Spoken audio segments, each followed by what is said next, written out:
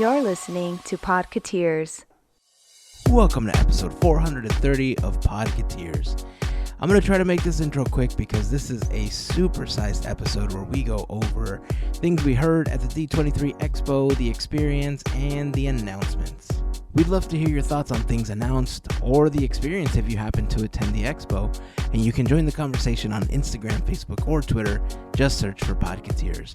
But we'd love for you to join us over on our Discord server. Joining the community is super simple. Just head over to podketeers.com/430, click on the Discord logo, or you can click in the link in our pinned Instagram story. A very special thank you goes out to an awesome group of people known as the FGP Squad, our podcast Fairy Godparents, because it's their support via Patreon that help make these episodes of Podketeers possible. As part of the FGP Squad family, you get some additional perks like exclusive discount codes for Podketeers gear, additional content like the Podketeers after show, and access to our happy hour calls, just to name a few. For more information on how you can become part of the FGP Squad family, we invite you to check out podketeers.com/FGP.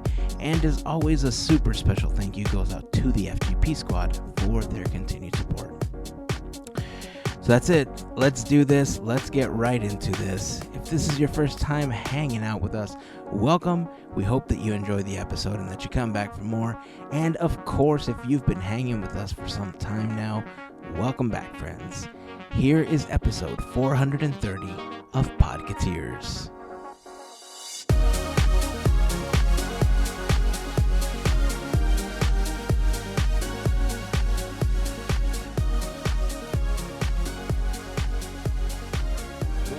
Well, I mean, there's so much to talk about. It was D23, Andrew. It was D23, the Expo, the musical, the series. The extravaganza, the series. Extravaganza. The show floor, the booth. The show floor, the crowd. The show floor, yes. Oh, buddy. That was, how are you feeling? I am very, exhausted. We were, I think I mentioned before, so we went to Disneyland on Thursday. We flew out Wednesday night, Disneyland on Thursday, Expo and Disneyland on Friday, Expo and Disneyland on Saturday, Expo and Disneyland on Sunday, Disneyland on Monday, and then we flew home Monday evening. So it was a long day. Went to Disneyland. I got to see, lots of people, so it was great to see everyone. If I didn't get to see you, it was sad to not see you. But yes, I am very, very worn out. It was a little rough going back to work after being back.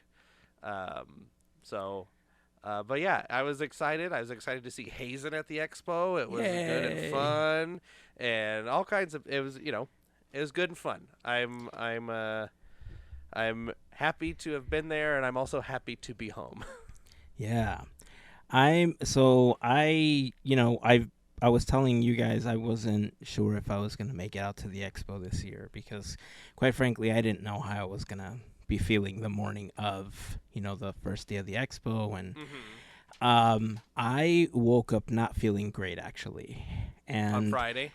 Yeah, I was not feeling great at all. On a bit, how they have those little face scales at the doctor's office. That's like red face, 1 to 10. Yeah, it's progressively yeah. red to green, like 1 to 10, right? Yeah. I would say I was hovering between like a 5 and a 6 on Friday morning. Okay. And so I was kind of out of it on Friday. So we were kind of moving around, and so we made it to Legends. I'll start off there. We made it to Legends, and I want to say that it helped the pain, but it didn't because, it was there while I was sitting down. And so I did my best to stay as still as possible because, I talked about how Disney was going to be broadcasting a lot of these presentations and a lot of these panels.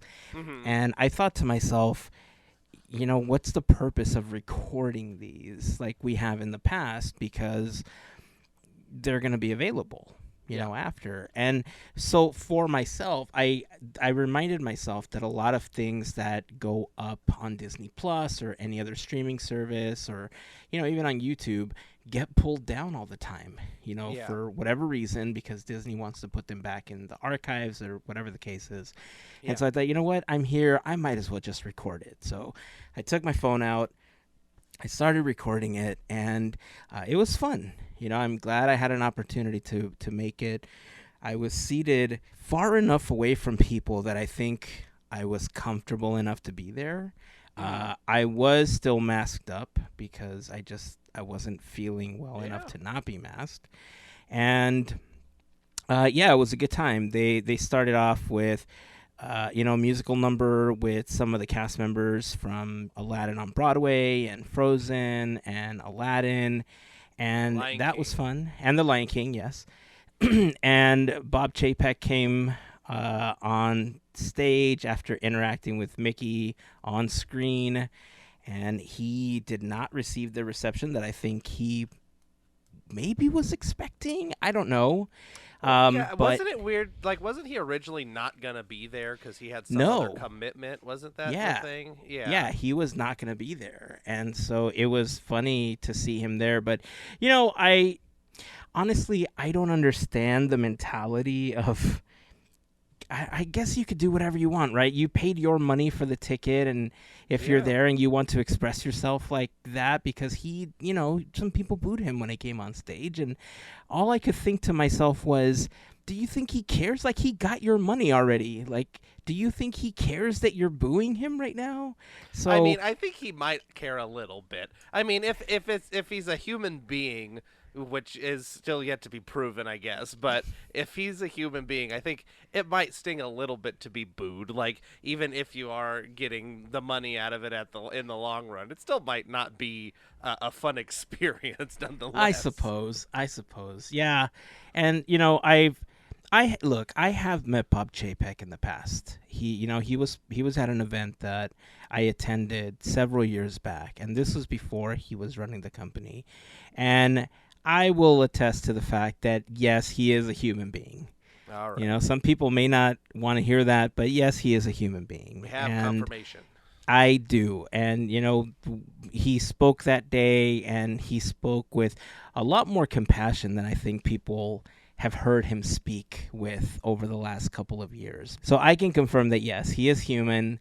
And I guess you are correct that, yes, it might sting a little bit, you know, but overall, you know, if, you know, he got the money from people being there. And again, you know, on the other side of the coin, if you paid your money, I guess you can express yourself however you want, right? But it was just funny that people chose to do that when they could have just been happy that they were at D23. So I don't know. That was just an observation. I don't know. They weren't expecting him to come out, maybe, because at least the reporting was he wasn't coming. So they're like, okay, and then they're like, Bob Chapek, and I don't know.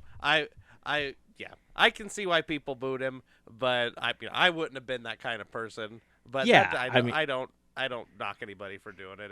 It's funny. It's whatever. Like, express yourself. It's you know what? It's court of public opinion. I don't know. Yeah, he did try really hard though to kind of get on the good side of the audience. You know, he did promise a few freebies and everything, because, you know, when you go to the expo, a lot of what you end up with are freebies and things from different panels and exclusives from those panels and such. So there was like a free Mickey Disney 100 pin.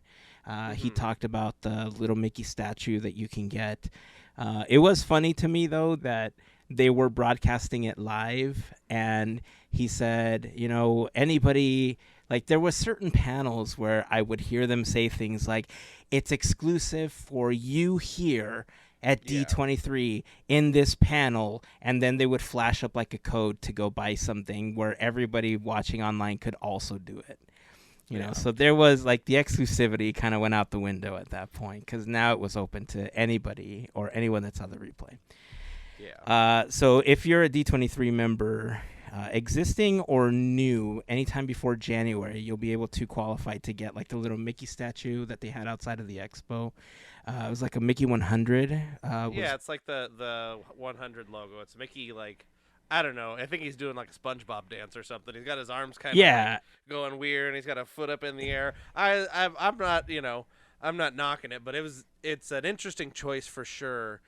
Mickey looks like he's having a grand old time. Yeah, he's just skipping along all day. Yeah. So yeah, that's how my Friday got started.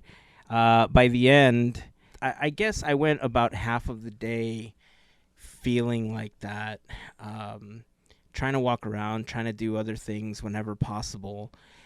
But it was difficult to get around on Friday. And I did see a couple of friends of mine on that day.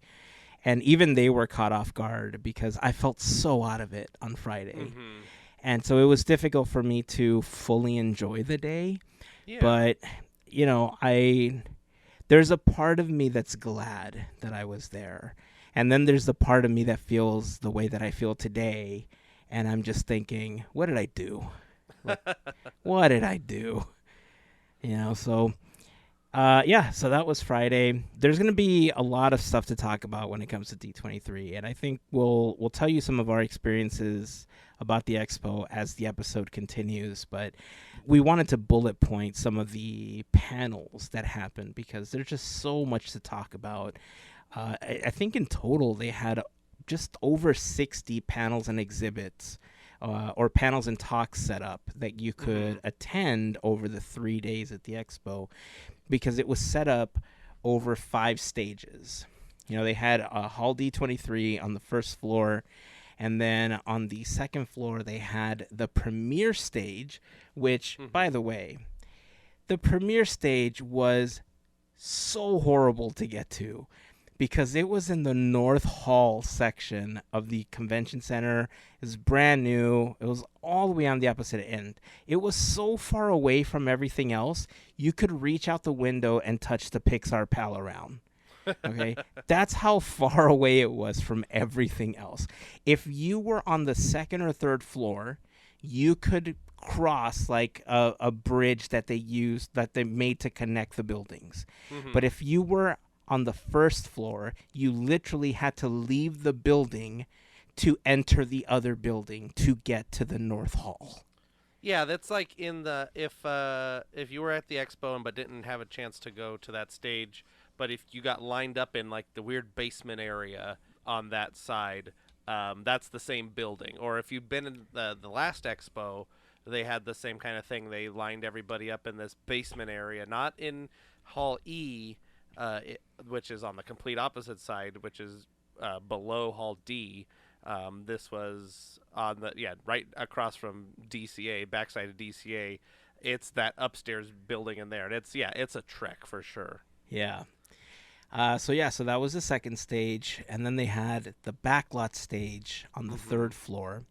They had the Walt Disney Archive stage on the second floor as well, the Hyperion stage on the second floor, and then they had just like smaller venues where you could watch general presentations. Like they had the Marvel Studio stuff set up, Disney on Broadway, Lucas, ESPN, Hulu, and Disney Plus, I think, had like a booth where they had moderators talking to directors and stuff like that as well. On the floor, they had the Disney bundle stage, they had the Marvel stage, and I think they had the live stage, were the 3 stage things that they had. Well, they also, towards the back, they also had Journey into Storytelling. That's where they were doing like the Nat Geo stuff and some of the other larger presentations. That's the one that was closest to. It was actually right behind the Disney Bundle Pavilion. Yeah, I thought that was just the photo ops and stuff. There was a stage over there too. I guess I didn't even see it. I just did all the Journey and the Storytelling had all those where I got my Grey's Anatomy badge, but I must have missed the whole stage. You know what? I was under the impression that there was a stage because they had the screens broadcasting the people talking. So maybe they were all on the Bundle Pavilion. Yeah, they're stage. on the bundle stage. Yeah. Okay, then that's why I would hear them so close. Then okay. Yeah, all right. The screens are on the backside of the Disney bundle stage. Gotcha. And I think it was just broadcasting back there to the little seating area they had, which was nice. Right. Probably okay. like the few quiet areas in the whole place. Yeah. And then, of course, like you said, they had the Expo Live stage where they were doing most of the live portions for the live portion of the Expo, which Interesting. I love the fact that they did that. Ironically enough, a lot of the things that were assigned to me were things that got broadcasted. So if D23 was going to do the exact same thing for the next expo, and I was assigned panels outside of the Legends panel, of course, but if I was assigned panels that I knew were going to be broadcast, I would possibly work at standing in line for something that I knew wasn't going to be broadcasted. Yeah, and it was not the most difficult thing to stand. I mean, there was standby seating available, which was a worry that we all had, I think, before the expo happened, was, is there going to be standby, yada, yada, yada. They only assigned us 3. And it seemed like there was a good, they probably assigned about, I want to say half the room, if not maybe a fraction less of half the room to things. And then there was another half or so that could be standby. Because the panel we did together, we did standby. And yeah, when we got seated, we were in, it was less than half full when they started pulling in the standby people. Right. Like it was a lot less than half full.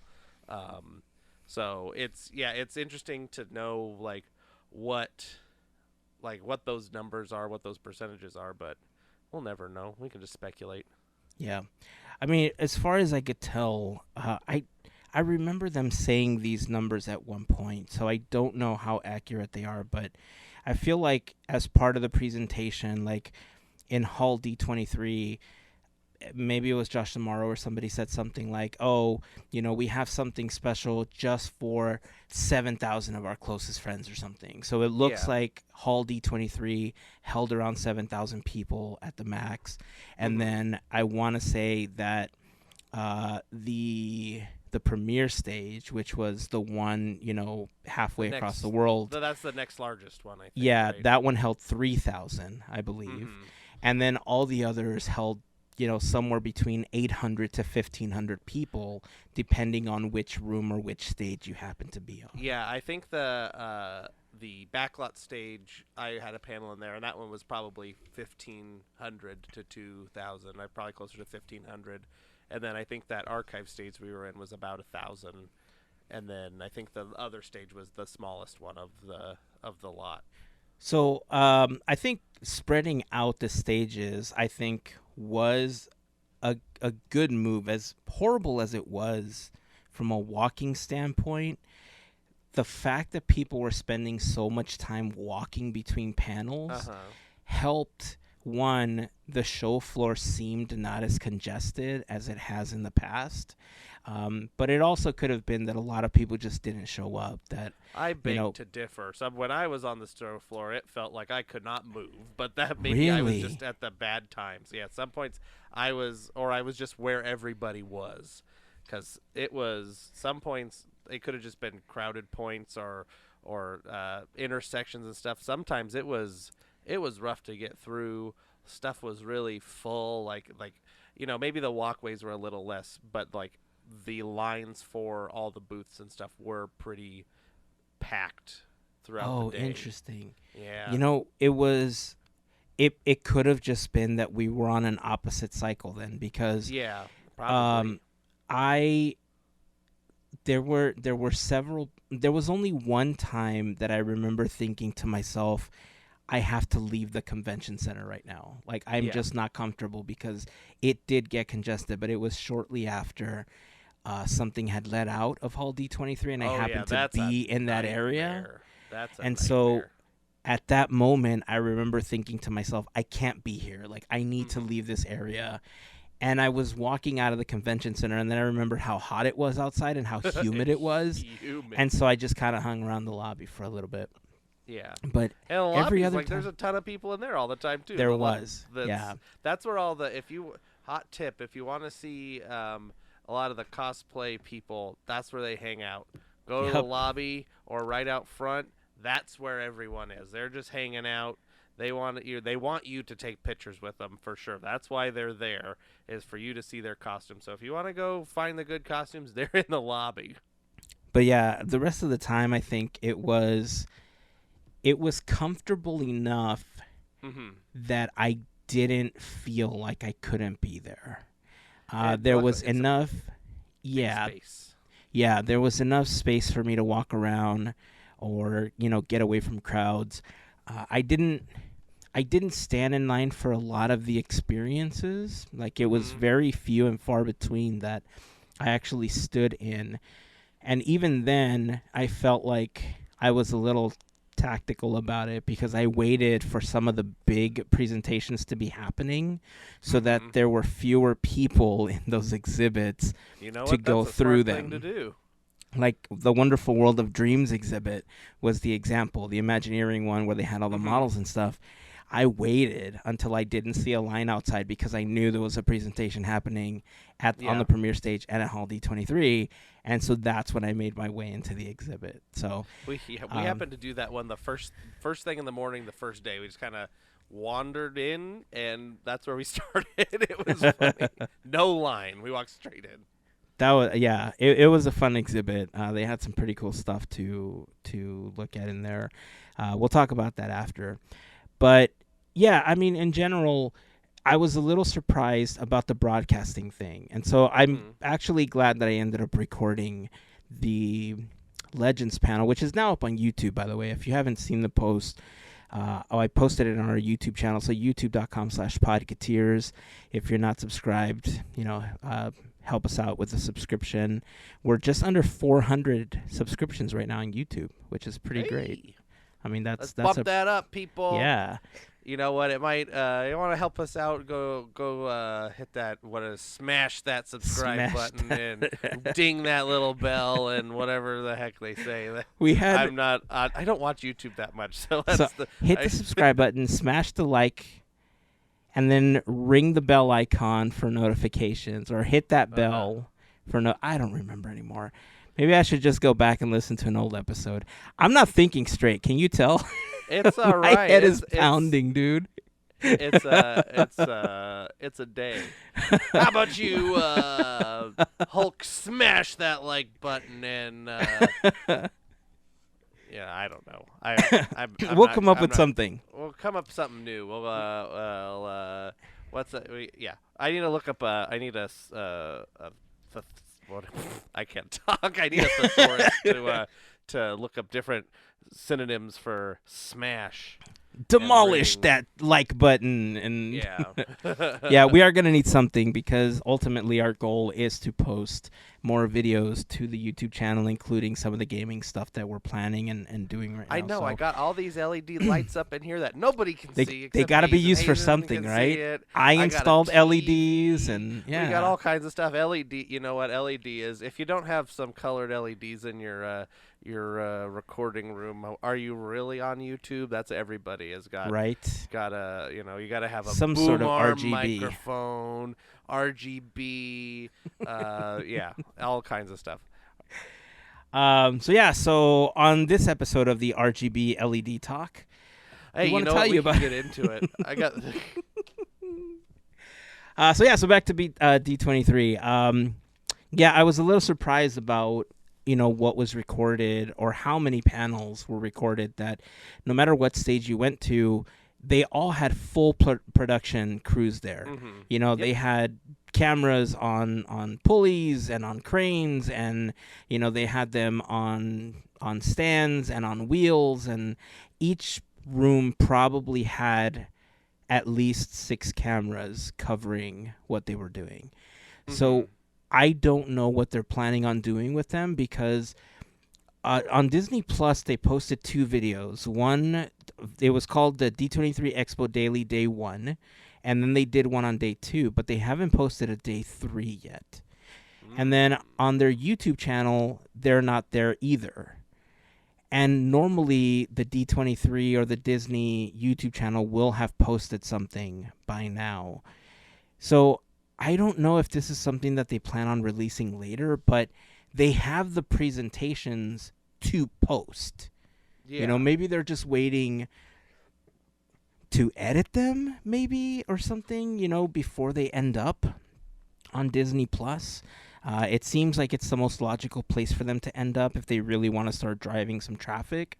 I will say that I want to reiterate that had D23 had an option for me to just pay maybe a portion of the price to watch all of this from home, select the panels or have access to all of the panels on Disney Plus for an additional fee, like that is what, premiere cost, would be helpful for.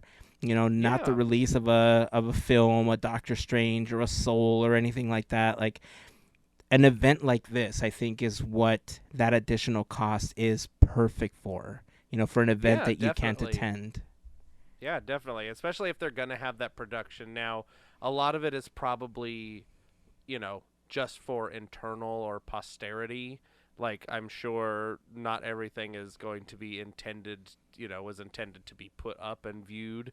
I'm sure they record everything just so they can, watch it back to say, okay, this is what, even just to like hear people's reaction or whatever, see how this thing went.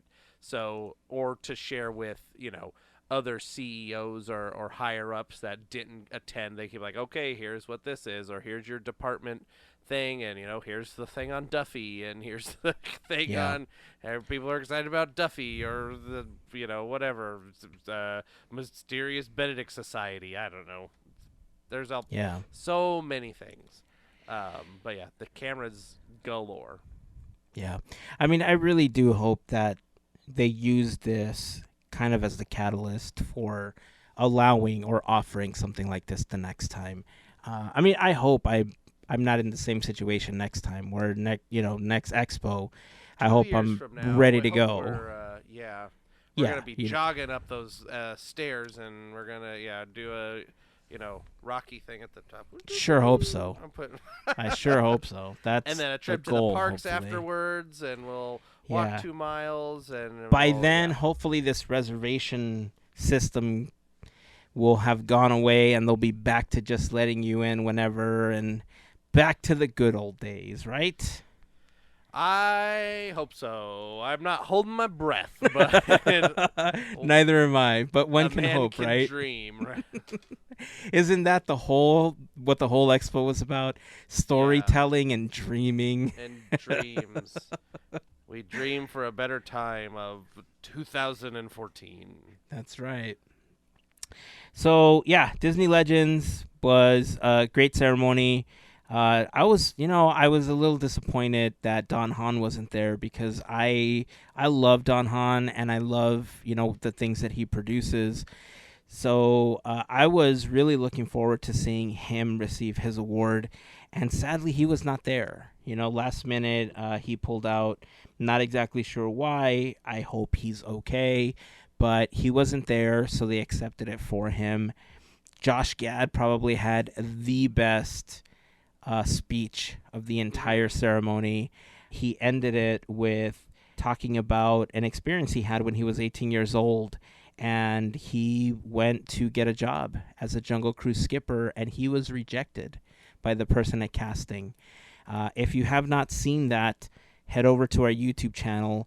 I not only posted the entire Legend ceremony, but I posted each person's acceptance speech separately. So you can just head over, you can watch them, so you don't have to watch the entire ceremony if you don't want to.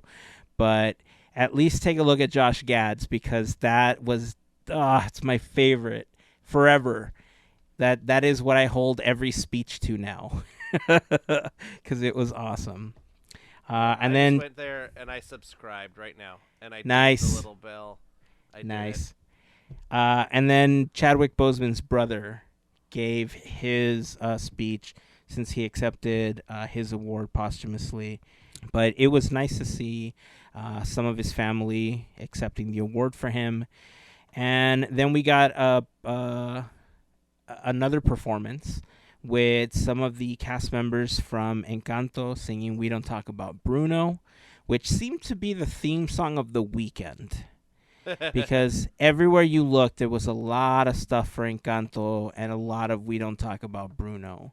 being shown and pushed around in different locations. So Disney Legends, great panel. It was fun, and yeah. Friday, what did you start off with on Friday? We had the Society of Explorers and Adventurers panel. I believe that was at like 10:30 or 11 or 10 or something like that. That was up in the backlot stage. How was that? That was, I don't know exactly what I was expecting, but it definitely wasn't what I was expecting, but I think it was still good. It was a chat with a few different Imagineers that are in, or people in Imagineering and like publishing. It was hosted by a woman, I forget her name, I apologize, but she is an author of a middle youth novel series that is based around Society of Explorers and Adventurers. She has another book on the way in this series. I believe it was called something, I forgot the first name, Takahashi and the something of the Quaddle. I should have wrote that down. I have not unpacked my suitcase with all of the things that we got at the end of all these all the panels and stuff. So one of them was a postcard with the artwork for this novel, but she's the author, and plus 3 Imagineers and people in publishing that kind of went over where you can find some society references, and they kind of talked around some points. They took questions at the end. We did get confirmation that Iron Drew is wrong, and it's okay that it is not C, it is SEA, not the SEA or C, it's SEA, and if you say it any other way, you get like dropped into a pit of alligators or something, they said. I don't remember, but I guess I got to start saying SEA because they say that's the right way, and they would know. They have a special little leather-bound book that has all these information that they wouldn't tell us about. But anyway, one of the coolest, their Bible. It's their little leather-bound Bible. The coolest thing that hopefully somebody recorded and is able to get a little screenshot of, but they had a timeline of events and things that the SEA was a part of, or characters and things. So at some point in the timeline, there's Harrison Hightower the third from this is a Joe Rohde guy. He and his company he in theory dies in the Tower of Terror mythos, but his company kind of breaks away and is on this separate timeline from the society, and it becomes like Hightower like Industries, then Hightower Incorporated, and Hightower this and that and the other thing, and they have logos for all of these different iterations of this Hightower business, plus different SEA logos through the years that would have existed, and how the whole society has progressed when members joined, et cetera, et cetera. So that was probably the most interesting thing to see. It went by so quick. I didn't get a chance to really register everything, but it was very interesting to see that. And then this book series that I didn't know existed, I'll have to take a peek at. I think my wife said it might be good for my niece, but maybe I will buy it and read it first, and then she can take a crack at it, just so I know what's going on. But yeah, they had a lot of they took questions from the audience at the end, and they were able, people were asking a lot of like, do you think that this person would be a good fit for the society? Do you think, what about having people from this ride and this? And they'd be like, yeah. The biggest kind of like leading, like no answer that they gave was somebody asked about the new Space Mountain in Hong Kong, right? No, Tokyo. In Tokyo. In Tokyo. I knew I was right, Tokyo.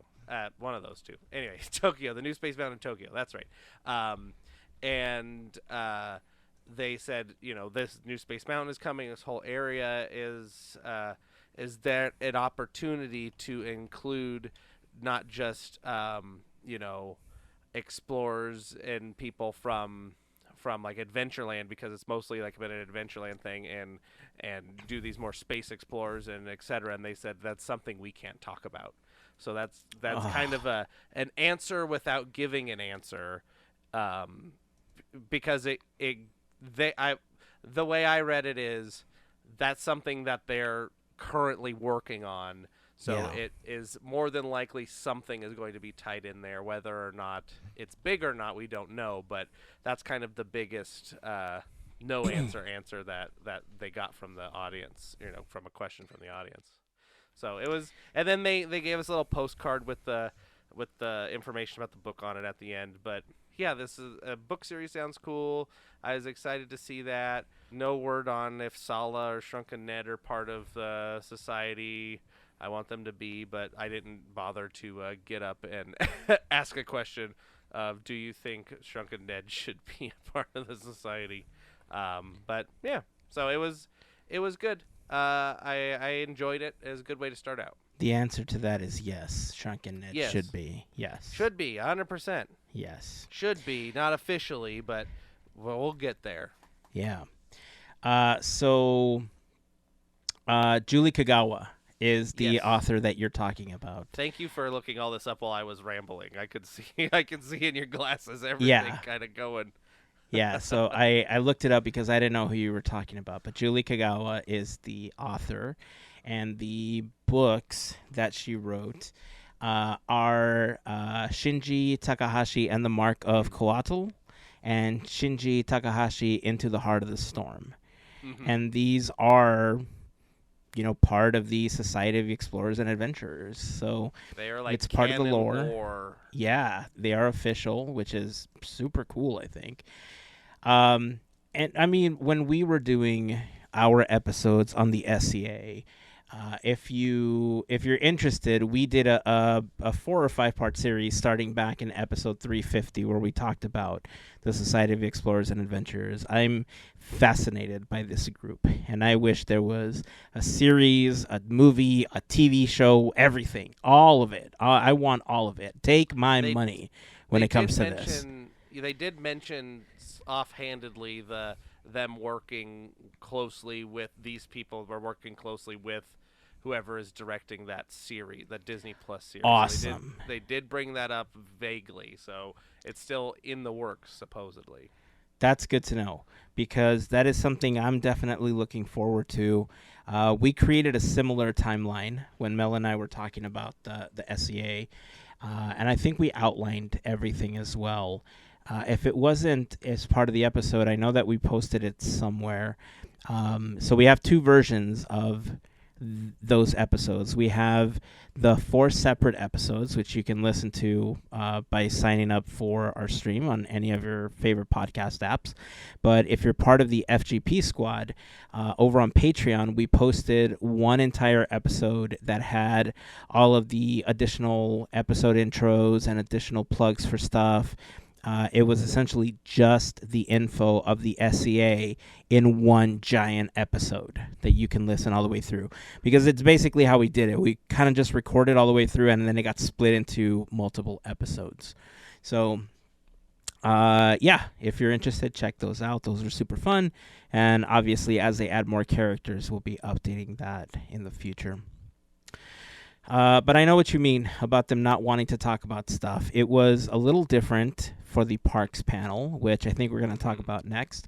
I think we're going to hit this first in a very bullet point sort of way, where I saw the parks panel with Josh tomorrow. It was on Sunday. I'm going to quickly go through all of the announcements, and then we can kind of talk about some of it. Cool? Sure. Let's do it. All right. The panel was called A Boundless Future, Disney Parks Experiences and Products. Again, it was hosted by Josh Tomorrow. It started off with a performance by Jordan Fisher and Angie Kellyhauer. They sang Happily Ever After. Then there was an announcement that Happily Ever After is coming back to Magic Kingdom. No date has been announced, but Spring 2023 sounds pretty plausible, just like, when we talked about Magic Happens returning to Disneyland because of the holidays and all that stuff. Spring is a good date to anticipate that. Next, they talked about Hulk coming to California Adventure. He was in this big time travel suit. This is obviously a product of Project EXO, which we've talked about on the podcast before. We thought it was either going to be Hulk or Thanos or something like that, and lo and behold, it is Hulk. We'll talk about the suit in a moment. Have you seen any of these pictures or videos or anything? Yes, yeah. Okay, I have, good. For sure, and that's coming fairly soon. Next week. Next week. Yeah, that's coming next week.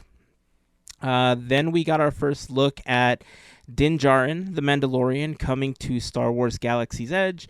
And, of course, he's going to be carrying his little buddy Grogu along with him for the adventure. We are going to have a new attraction coming to Avengers Campus featuring King Thanos. It's a segment of the multiverse now that we have that open. I guess any story is plausible now that the multiverse is a thing. You can do whatever you want. And pretty much. The villain. Oh, That's what? Yeah. Are you getting royalties for that? You know Are you what? getting This royalties? is. You know what? I can't talk about that right now. Okay, well, we don't talk about Bruno, but everybody sings about him, so. Yeah. Can we sing about it? Yeah, we can sing about it. I don't get no royalties. Oh no. Let's see. We also got our first look at the name of the Paradise Pier Hotel now that it's being reimagined. It is becoming Pixar Place Hotel. We also got an announcement that coming to Downtown Disney is Portos and Din Tai Fung. Din Tai Fung, I love their food. Their dumplings are delicious. Portos, it's good. I think people like it way more than I do. I'm just okay with it.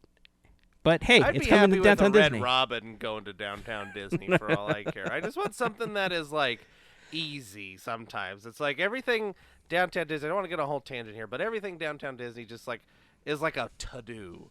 I was like, Can I just have like something quick that's not in the park that is like quick and edible and easy. But anyway, let's keep going through. That's mine. Let's see. Run Disney returns to the Disneyland Resort in 2024. We got a performance by Anika Nani Rose singing Almost There. Harmonious will be replaced in late 2023 with a brand new show, which is strange considering that it just opened not too long ago. They're saying that it is for the 100th or a celebration to be in tune with the 100-year celebration. Thing, or who knows? I don't know if it's temporary. However, I'm wondering how much of the replacement of Harmonious had to do with the reception to Harmonious. The big black barges that are always there. Yeah, I'm wondering because mostly that. Yeah, because Josh was funny when he was on stage. He's like, "Make sure to not miss it," and then he kind of paused, and then he said something along those lines again, essentially hinting at it's going away until people caught on to the fact that he was saying it's going away. I see. Journey of Water and World of Celebration will be opening in late 2023. Figment. Oh man, this part made me sad. People got too excited for. Oh, dude, I felt so bad when he starts talking about Figment and he's hyping it up and he's like, "You all remember?" and everybody's cheering and they're ramping up for this, and he's like, "Well, he's coming to a meet and greet." And I think people were expecting like some kind of Journey into Imagination announcement or revival or new attraction. Mm-hmm. They're getting a meet and greet, and you could feel the energy in the room just drop instantly. Yeah. So I felt so bad for the people there. This one was a little surprising, but the Hatbox Ghost is coming to the Haunted Mansion at Walt Disney World. Lame. Move on. Yeah. I mean, the Haunted Mansion at Disney World has several rooms and several elements that I think set it apart from the Haunted Mansion here at Yeah, you got the cool Disneyland staircase proper. thing, and you got Yeah, the extra little library right there at the beginning. So they yeah. got extra stuff. Leave I our think stuff alone. I think it's unique enough that it could have stayed there, just like Paris has the Phantom, and every I think every mansion should have its own thing. And I know that we Yes. share the bride in many ways, but maybe they should have gotten a different character for Walt Disney World. Yeah, I use the same technology and get I honestly I don't want to be so cynical about it, but it's got to be merchandise. Hatbox Ghost merchandise is pretty you probably. know prevalent, and they put a Hatbox Ghost over there. Hey, we have. I mean, nothing's stopping them from just having Hatbox Ghost stuff over there, but it will familiarize the Walt Disney World crowd with the Hatbox Ghost if they're not sure, they don't know about it, and then they can have that stuff over there and will sell better than the it not being there. Which a friend pointed out to me, and I noticed when we were at Disneyland, we went to the Winnie the Pooh store, and they had Epcot merchandise there. They Really? had, yes, they had like this like Winnie the Pooh pajamas or whatever, and it had like uh, it said stuff about England and stuff, and then it said like World Showcase, and then they had like Huh. these pajamas, and it had like a bunch of like England and Winnie the Pooh stuff, and then it also had Spaceship Earth on it. Like there was a Wow. lot of just blatant. They also had the Walt Disney World 50th like vans were in like the Emporium or whatever. There's been a lot less or a lot of merchandise mingling. It seems. Interesting. I mean, that was, Huh. I believe in when Main Street Electrical Parade was happening here at Disneyland for the 50th, they had the merchandise at Walt Disney World as well. So, I mean, that makes sense though, because the parade has been on both coasts. yeah. So for them to have merchandise for that parade, I think makes sense. If Well, all of a sudden Epcot Disney isn't here. World, yeah, exactly. Like Epcot isn't here, but if Disney World all of a sudden had like Paint the Night merchandise, that would be a little suspicious, right? Yeah. So yeah, I mean, it's interesting that they're starting to have merchandise from both coasts. It's not like it's not going to sell though. There are plenty of people here that are ordering or order, things from Epcot on eBay or from personal sellers and, different services that offer that type of thing. So it's not like it's not going to sell. Especially Yeah. that there's a lot of cast members that are in the college program that came from, Florida and vice versa. So they would appreciate, I think, having it. But when it comes to the Hatbox Ghost, I do think that we do need something to distinguish each mansion as its own thing. I agree. And when it comes to Haunted Mansion Holiday, with Jack Skellington, I've said this before, and it wasn't a popular thing for me to say, but I stand by it. I think for the next 5 years, we should ship it off to Walt Disney World, and we should get a brand new overlay that's Coco. And it should just be, a Day of the Dead sort of situation. And I think it would be super cool to have that in the mansion. After Halloween, of course. Or just have just the mansion regular with no overlay during Halloween. Like that would be fine too. Like even I if they just definitely think it should be after Halloween. Yeah. Yeah. But if they shipped it over, we just didn't have an overlay at all. Nobody would die. It would be fine. And then I don't know. I don't think Mel could handle it. Well, you know what? She's not here to defend herself, so Well, I'm Melissa. I'm gonna stand by Mel on this one. I'm gonna stand with Mel on this one. I think we do need some kind of overlay because it is fun.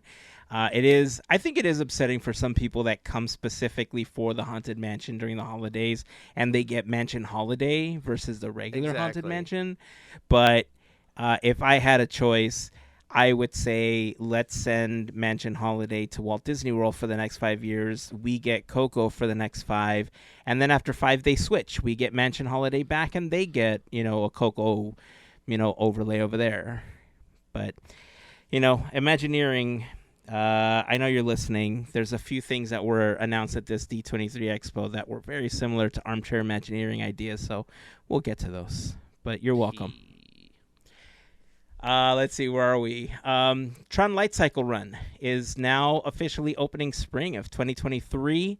Josh was funny because he was like, I know we've been talking about this and talking about this and talking about this and talking about this, and so I'm finally here to tell you that it's opening spring of 2023. I was like, yeah, you've been talking about it for a really long time. But here we are.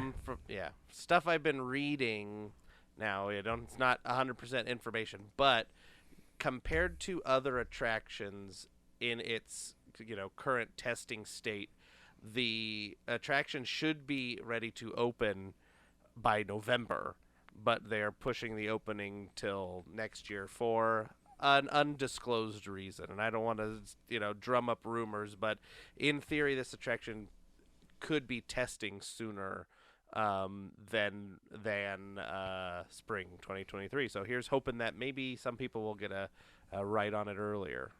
Yeah. Cast member previews, man. Those are always fun. Yeah, because it's testing with people currently. Yeah. So it's going to be, hopefully, you know what? Hopefully they get it done even quicker. Wouldn't that be nice? Yep. The 6th ship in the Disney Cruise Line fleet was announced. It will be named the Disney Treasure. It was also announced that the Disney Wonder will be going to Australia and New Zealand, and new destinations that will also be part of their itinerary will now be Fiji and the island of Samoa, which I thought was pretty cool. New Disney destination, of course, Lighthouse Point in the Bahamas at Eleuthera, I think is the name of the island. This is a project that Joe Rohde had been working on for several years, so this is not a new announcement. We knew about this before, but it looks like it has advanced since we last heard of it in 2019. I wonder who's going to be taking over the project now, because I know he was the primary Imagineer that was leading this project, and now that he's retired, I wonder who's going to take it on. Yeah, it's hard to say. Like, I'm kind of like not as versed in the Imagineers these days. There's Zach Ridley, and that's the big one that like is kind of all over social media right now. But that doesn't necessarily mean he's the one that's going to be leading this foray. That's not a word, is it? I don't know. You know what? It foray. is now. It is now. This is the new. You know what? I'm getting my dictionary out and writing foray in the dictionary. The dictionary just added 500 new words. They can add another one. Yeah, they can add foray. Yeah. It's kind of like foray, but foray. I can't freaking talk. I'm so tired. I know, dude. I'm right there with you. Plus, my head is still pounding, so I'm trying to get through this. Okay, let's keep going. We'll get off the tangents. There's going to be an island, and boats are going to go there. Yes, boats will go there. Let's see. We got a peek at Zootopia opening up in Shanghai. There was a short video of Officer Clawhauser, the new audio animatronic that's going to be greeting you before you board your police vehicles. They get all the good stuff. They do. Yes. Duffy is getting a new 6-episode stop-motion animated series on Disney Plus next year. Nice. We are getting, or I shouldn't say we, Hong Kong Disneyland is getting a new Walt and Mickey statue. They're sitting on a bench just kind of looking off into the distance. I kind of dig the statue. I mean, I saw it. It's a nice one. I like that. It's a good style. I think it's. Yeah. It kind of reminds me of the Roy and Minnie statue at Walt Disney World. Yes. So yeah, that's coming to Hong Kong Disney. World of Frozen gets an opening date. It's going to be opening in late 2023. A new garden promenade will be added to Disneyland Paris, which will connect Arendelle to the rest of the park. And in that section, they're going to have a new attraction that is based on Tangled. Fantasy Springs is coming to Disney Sea. That's my dream park, man. Disney Sea. Disney Sea and then Shanghai so second. badly. They get so many cool things. I need to go to Japan. For real. Anybody then we got a wants to performance. pay for our trip to Japan. Just give us a shoot us a little message. We'll Gladly vlog accept. it. We'll vlog the whole thing. Then Yeah. people can smash that like button and then hit Weren't they the ones subscribe. that just Ring said that they bell were, like, icon. Yeah, quote unquote banning live videoing Yes. or whatever. Yes, they But were. it's we'll get into that another time. But it's a bit of controversial thing that I think is not a big a deal as people are making it out to be. Well, yeah, we could talk about it another day. Anyway, another yeah. So, then we got a performance of Into the Unknown in Japanese, Cantonese, and in French, which was kind of cool, actually. I like the rendition that they did. We have, let's see. Oh, they showed some art of the Space Mountain coming to Tokyo, and they did like a day to night transition. It looks gorgeous. That Tomorrowland area with that reimagined Space Mountain is something we need to have here at Disneyland. Yep. It's gorgeous. You know, they didn't announce at this panel anything for Tomorrowland at Disneyland. Yeah. Not a So- drop. I got a three more things that they Okay. announced at this panel, and then we can talk about that actually. Okay. Actually, more than three. There's several, but yes, I'm You do glad it. that you brought Tell that me up. when we're done, and then I can tell you what they didn't announce. Because I got that right up here. I don't even need the list. I know they didn't announce.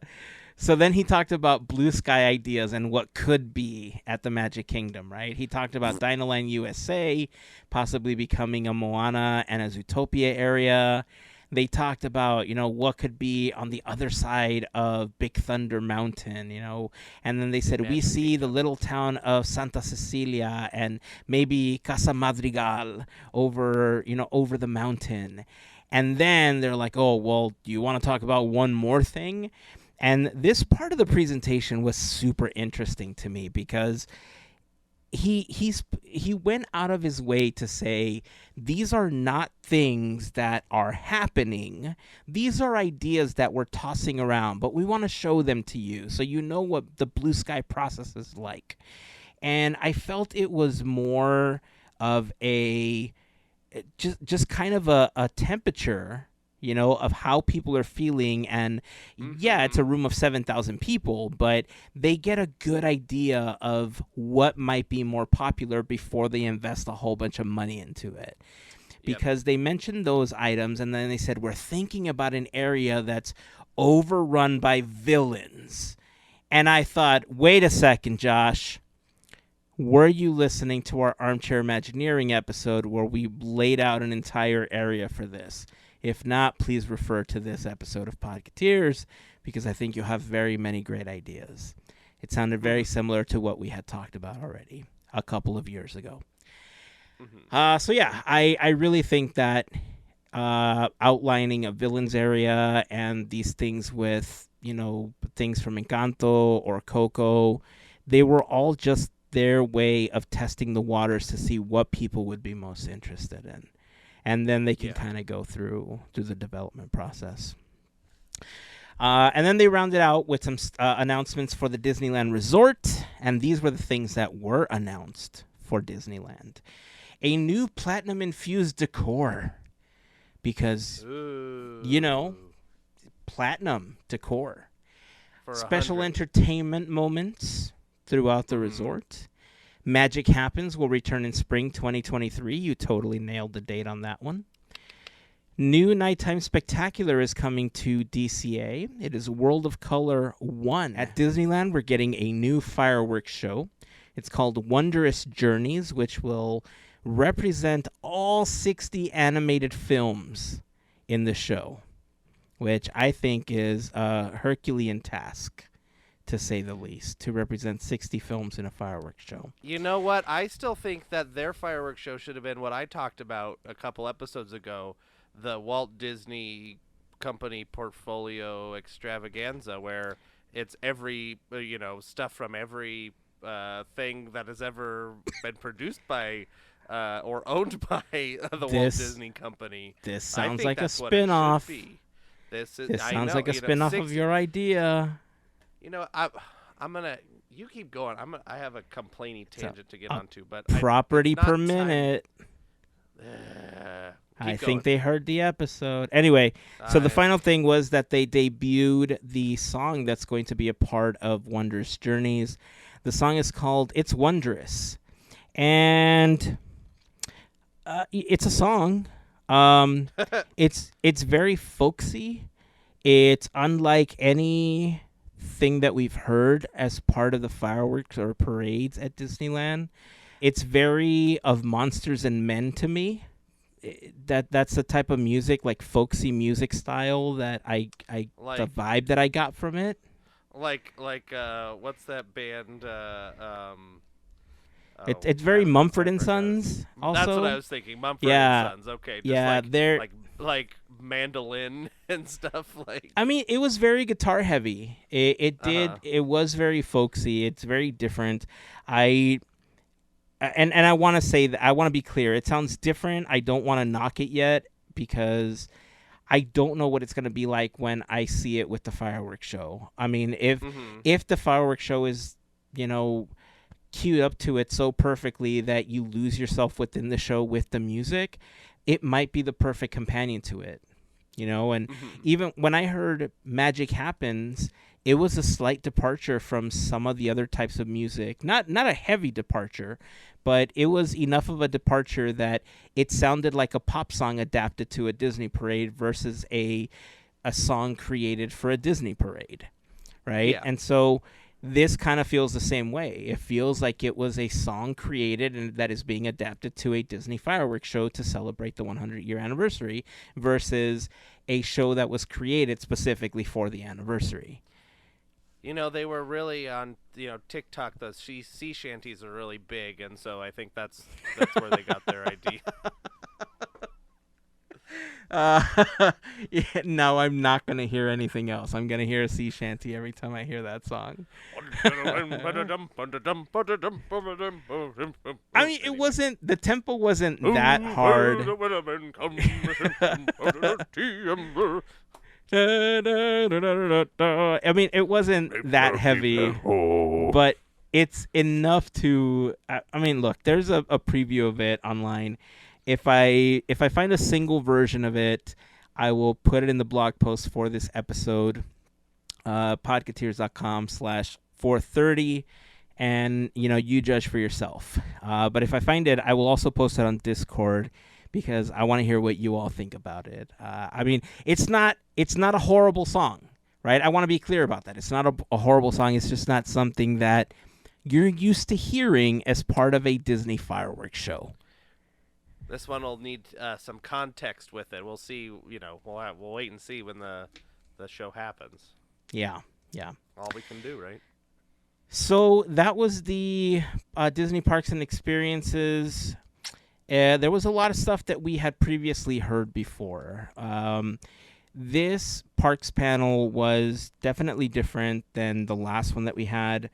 It felt like they were being very cautious about not announcing new things when they already had things in the wings and or things that never came to fruition because of the pandemic or because of budget cuts or whatever you want to call them. So this one was a lot more what if and hey, remember this? It's happening versus here's a bunch of new things that are coming. Because we even speculated in the last episode, what do you think we're going to get? And yeah, there was a whole bunch of remember this happening. Yeah. And it's kind of interesting to see because I don't want to get in a whole big thing, but I probably will. The company in the state that it is right now is in a state of high revenue. I guess things are going well. Chapek has expanded their portfolio and their pocketbooks and the blah, blah, blah. Things are looking good. Shareholders are happy. The thing that is not happening from a public perspective is investment in the places and the things that Disney fans interact with tangibly. Now, Disney fans can watch Disney Plus, and that's and their movies, and that's their big revenue stream is Disney Plus and the films and their media. But the their one of their next biggest things is the parks, and this is the place where Disney fans can physically interact with the properties that they love, and it from my perspective and a lot of other people's perspective, it doesn't seem like the parks are being given the respect that they deserve, that we expect them to get. So this panel at the expo was on my end quite disappointing to see that the things that they felt comfortable announcing were things that, like you said, were already in the works, or things that are very, very inexpensive and won't cost anything to a Figment meet and greet's not going to cost them anything but a costume and to pay a performer. So when the term the theme park wars, like that's kind of been going on probably 10 years, a little more, when Universal started really upping their game, and Disney and them were kind of competing, and kind of in this arms race of the Harry Potter, Galaxy's Edge, and at this point, from today, Universal seems to be investing in things without a lot of fanfare or even like media coverage or anything. There's not a big whole, all right, here's our plans, da da da, this and this, and don't get excited for that, get excited for this and da da da da da. They're going and just doing things. They built a whole roller coaster without telling anybody. The Velocicoaster in Florida. They kind of just did it and opened it, and people loved it. They're building an entire theme park that nobody really knows anything about. They've released some concept art, and that's it. And they're just going at it. And they're not like asking for, praise or anything and trying to do all this kind of manipulative marketing. The Nintendo Land in Universal Hollywood as well. They're building that. Granted, it's a transplant from Japan, but it's something that is a super popular IP, and it's something that nobody expected. They just kind of did it. So at this point, even though I am a huge Disney fan, I can see a lot of people turning to Universal to get more, I guess, love from a company, even if it's not real or whatever, because they're still making money, yada yada yada. But the way currently Universal is running its theme parks is what Disney fans were used to in the past. Now, customer service and other things may not be of the same quality yet, or I don't know, but that investment in new attractions, in experiences and quality entertainment across the parks is what is putting them at equal or above, in some cases, than Disney. Because at the point we're at right now, Chapek and Josh D'Amaro and the I want all my money now kind of mentality is pushing people away, and also it's not publicly, it's not looking like they're investing in the things that the people can physically interact with. Yeah. They can you can watch Disney Plus at home, but you can't meet Mickey Mouse at home. You can't, go do these things. And I was thinking about this over the weekend and stuff, when after the parks panel was announced, with the dearth of announcements for for anything parks related. You know, the Tomorrowland, the Indiana Jones, you know, refurb, even Tarzan's Treehouse. What's going on with there? Epcot's 40th anniversary is coming up, and there wasn't a thing announced for it. There's countless things that people have been expecting, announcements that we have all speculated, you know, should be coming. Why is Paint the Night still just not around? Why are all these things that seem, to our perspective, like no-brainers to bring people into the parks, create more capacity and enjoyment from these people, and they're not being addressed? So that's kind of the sour note of the expo for me is, I'm first and foremost of my Disney fandom is for the parks. I love the movies and Marvel and Indiana Jones and everything, but that's my passion is the parks, and it's disappointing to say the least to see that they are not wholeheartedly putting their backing behind the parks like they are Disney Plus. Yeah. Rant. Yeah, over. I mean, you bring up so many things that I think we could just make entire episodes out of.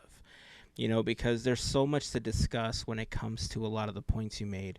But just to quickly touch on some of those things, you're right about Universal. Like, Universal is doing everything that they can to bring in popular products into their parks, and they're using the Minions as the catalyst for that change. Like, the Minions have become one of the most popular IPs ever for any company. Every mom loves the Minions. Like, yeah, every grandma loves the Minions. Yeah, every kid loves the Minions. Regardless of the age that you are, like, you can connect with the Minions somehow. And so using them as the primary mascot for Universal has been one of the greatest changes that they've implemented in the last decade. Aside from that, one thing that I don't think we can take for granted is, if you remember, not too long ago, there was the change that was happening at Imagineering where they were moving Imagineering to Florida. And so a lot of Imagineers didn't want to make the move, you know, because their families are rooted here, their friends are rooted here. And so a lot of them quit. You know, they were given the option of leaving the company or moving to Florida. And a lot of them said, yeah, we're not going to move my family to Florida. We're staying here. And so a lot of those Imagineers are going to go on to create their own companies or, you know, serve as advisors or get hired by Universal. And so you have these amazingly talented people no longer working for Disney and putting that effort into something at Universal, which is going to only elevate what Universal can produce, because that's exactly what happened when the Wizarding World opened. That was a turning point for a lot of people that used to work for Disney. And so now we get this amazing land. Now we're getting, you know, Super Nintendo World. We're getting all this new stuff at Universal, and it's only going to keep growing for them. When it comes to the parks, it's hard, man. I know exactly how you feel. And I just keep thinking to myself, I've been very open about how I admire Bob Iger, and I admire a lot of the changes that he made in the company, a lot of the things that he acquired. But from a business standpoint, I just keep wondering how in debt, or what are we not seeing when it comes to those transactions that Disney feels they have to somehow counteract, like all this money that Bob Iger spent. Like, are they trying to build up, like you know, Apple? They just have so much money in the bank. Are they trying to do the same thing so that they're not caught in a situation where all of a sudden, you know, 2 years ago in the pandemic, they were in debt because of all these purchases, or the Fox purchase specifically, and they found themselves in a little bit of trouble? Like, I'm wondering if that has anything to do with it. Like, I don't know enough about what happens in the background to say one way or the other. But just from a business standpoint, I'm wondering how much of it was evening all of that out. And now are they trying to get to a place where they feel like they have enough of a buffer where they don't end up in that situation before they can proceed with really executing things in the parks? You know what I mean? So I get it. That's why I tried to say from our perspective, because we don't know the whole story. They're not going to tell us, oh, hey, we have X amount of debt and this percentage of this and blah blah blah. So it's it's it would be interesting to know all those things that we are never going to know. But here's hoping that it's a temporary thing to build those coffers up to allow them to do bigger and better things in the future. I guess. And I will say that go ahead. that Universal has been doing a really good job of allowing their guests to really be the ones spreading the word about Universal. They're not, I feel like they're not as litigious when it comes to people using their characters for things.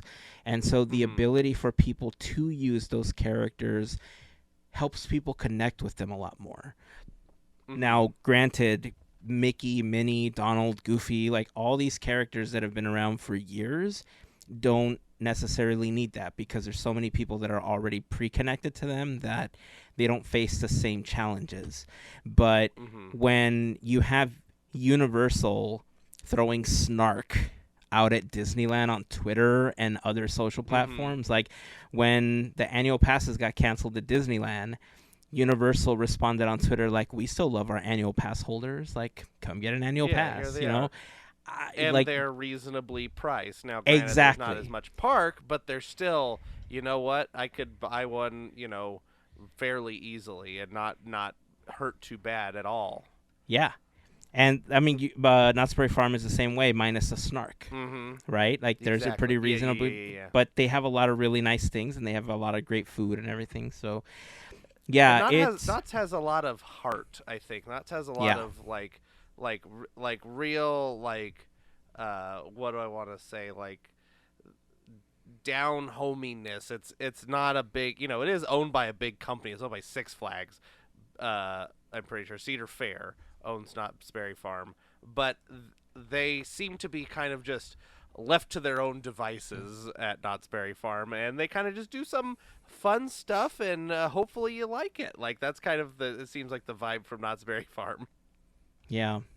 And they got my hillbillies, which I need to go see. I miss my hillbillies so much. I agree. So, yeah, I think, again, there's so many great points that you made there that I think we can invest time in other episodes to talk about. But we still have a lot of D23 to cover, so I think we should continue. But before we do... a big rant. Yes, before we do... Let's... I do want to take a moment to thank a special group of listeners known as the FGP Squad, our podcast Fairy Godparents, because it's their support via Patreon that help make these episodes of Podketeers possible. Being a part of the FGP Squad family does get you some additional perks, like access to our happy hour calls, access to the Podketeers after show over on Patreon, additional recordings, like the SEA recording that we talked about a while ago in this episode. If you want more info on how you can become part of the FGP Squad family, you can head over to podketeers.com/FGP. There you'll find a list of some of our top contributors. You will also find a link to our Patreon and a little info on the FGP Squad. And of course, if you have any questions, we will be happy to answer them. Just please feel free to reach out to us on Instagram, Discord, Facebook, whatever is easiest for you. And of course, to all of the members of the FGP Squad, we want to send a huge thank you for your continued support. Yeah, and this week on our, Thank an FGP Squad member, let's bring up our name randomizer and doodly-doodly-doodly-doo. We are thanking this week Drew. So thank you, Drew, for being a FGP member. We really appreciate all you do. Thank you for coming to the FGP Happy Hour. Thanks for being right there and helping us out, and we really appreciate it. And I don't know. I try to say different nice things about everybody on these, but Drew's a cool guy, thank you so much. And if you want to get thanked on an episode, just go ahead and become an FGP member and FGP Squad. That's right. And then you'll get on this random list, and maybe your name will come up soon. So do that because it's a good, fun family, and you should join. Thank you, everyone, and I'll leave it at that. And thank you, Drew. Yes, indeed. All right. The other panel that I wanted to kind of bullet point down was the Disney and Marvel Games Showcase. The very first game that I want to talk about is Disney Illusion Island. Disney Illusion Island looks so fun. Like, it is reminiscent and kind of an homage to the old games like Castle of Illusion and Magical Quest on some of the old 8-bit and 16-bit systems. However, the animation style is based on the new Mickey Mouse cartoons. It's very Runaway Railway, when you see it, and it looks like such a fun game. Like, they demoed a little bit of it. There's a trailer for it available as well, and I am so for this game. It's going to be available on Nintendo Switch. They didn't say that it was going to be available on any other platforms other than the Switch, but it's definitely one that I'm going to pick up once it's available. The next one was... So is it like a side-scroller kind of idea? Yeah. Is that the idea you're talking about? Okay. Yeah. That'll be fun. Yeah. I'll post a link in the blog post for the episode, podketeers.com/430.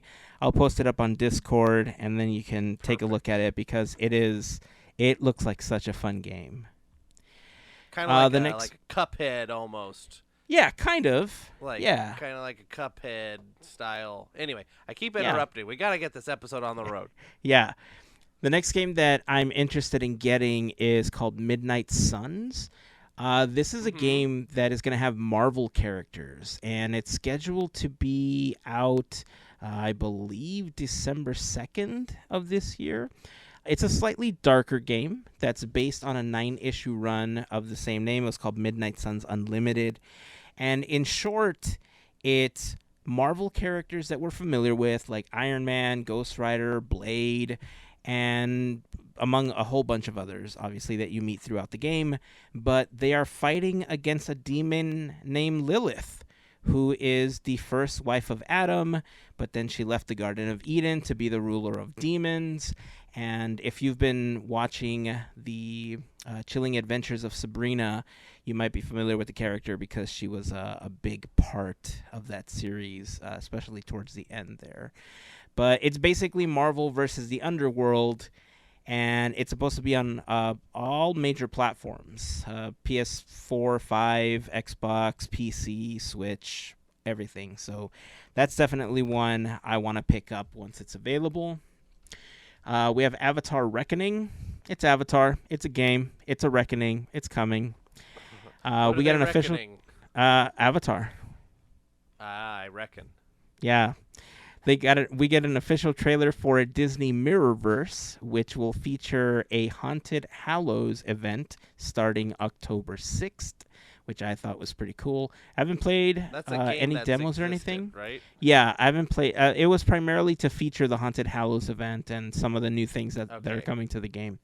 It isn't a game that I've played yet, but my kids have played, and they seem to have had fun playing, so I might pick it up soon to go through that. We got a look at an untitled project by Marvel and Skydance New Media, which features Black Panther and Captain America, and it's set in World War II. This one looks super interesting. It is a younger Captain America, of course, because it's right around the time that he was, an active soldier. It's shortly after the Super Serum, but it's the Black Panther because it's based in World War II, it's actually T'Challa's grandfather that is going to be playing the role of Black Panther in that game. So that's going to be an interesting game. Plus, there's going to be 2 other characters that are not super that are going to be kind of like the sidekicks of the game. So it's like 4 characters that are playing through this. I'm waiting to get more info and more trailers and stuff to learn a little bit more about the game. I don't even think it has a name yet. Me. Oh, nice. Nice. One of the side characters is me. Very cool. You know what? Then I have to pick it up now that I know. Yeah, it's me. It'll be cool. Yeah, It'll be sweet. Captain America, Black Panther, and Andrew. Oh, you're not Captain America? No, I'm one of the non-super sidekicks. Oh, I thought you were playing Captain America. No. It's actual. You can play as Andrew, like Podketeers Nice. Andrew. I have a Podketeers Nice. shirt on. It didn't exist in the World War II, but it's recognizable. Nice. Well, you could play as Podketeers Heyzen in most wrestling games, but not in a World War II game. See. Yeah. We got a game based on Tron coming. It is called Tron Identity. It's going to be released in 2025. It's supposed to be... Yeah. Oh, sorry, 2023. Oh, okay. I don't know That's where a I got little sooner. 2025 from. It's 2023. It looks like it's going to be kind of like a detective-y sort of game. Like there's going to be some mystery to it, and you have to solve some stuff. Looks pretty interesting. Plus, it's Tron. It's going to look pretty. One of the other games that I was really excited about was we saw a demo for something called Disney Speedstorm. And the best way for me to describe this is Disney Mario Kart. Ah, yes. It looks like it's going to be available on multiple platforms as well. So I think you can sign up for alerts on their website. Just search for Disney Speedstorm, and you'll be able to sign up for alerts when the demos and everything are available. And then the last game that they highlighted was an interesting one. It's going to be released in early 2023, and it's from the makers of Niantic, the makers of Pokemon Go. It's a game called Marvel World of Heroes. And as they describe it, you can become a Marvel superhero in the real world. Create your own hero, patrol your neighborhood to foil crimes, and team up with your friends, as well as iconic Marvel heroes such as Spider-Man, Captain America, and Wolverine to save the multiverse. Now, look, I love Pokemon Go. I love Marvel. I love Harry Potter. But I also played Wizards Unite, which was a Niantic game based on Harry Potter. And it was okay. It wasn't as fun as Pokemon Go. I'm concerned that this Marvel game will be similar. However, I'm optimistic that they learn from Wizards Unite and will implement some of the, hopefully, challenging things that made Wizards Unite not as fun as Pokemon Go, and they've fixed some of that in World of Heroes, if that makes sense. Anybody out there that's listening that has played Go, that has played Unite, knows what I'm talking about. So, new game coming, still going to play it, still looking forward to it, and I'll tell you the truth, more than likely, even if it's not as good and if it's very similar to Wizards Unite, I'm probably going to continue playing that one because I just like Marvel that much more than I probably like Harry Potter. So Marvel's, you gotta catch them all, right? Yeah, gotta catch all the superheroes. Gotta catch all those superheroes. I'm gonna trap them all in the Mirrorverse, in the mirror dimension. Trap them in your Marvel balls. And, no, I'm gonna trap them in the mirror dimension, like Wong wants to do for everybody. So that's it. That's the Disney and Marvel Games panel. Did they not talk anything about Disney Dreamlight Valley or any? Did they mention any of that? I'm so sorry. I completely skipped it on my list. They talked about Disney Dreamlight Valley, and they showed some clips of it. They didn't talk a lot about it because it was a game that was already out, and you could actually play already if you got one of the Founders Packs. Yet, but I'm gonna. But I'm glad that you reminded me because I have yet to launch the game since I bought it right before D23, and then we had the problems with the website last week that I had to work on, which is why the episode was late. But I think today is the last day for me to log on to get some like freebies or something. So I should write that down and do that once we're done recording. So yes, so that's that. And next, wanted to quickly bullet all the stuff coming to Disney Plus, Disney Junior, Disney Channel. This was a panel that you attended, right? The Disney Branded Television Presents. Yes, Disney branded television, the musical, the series, the extravaganza, whatever.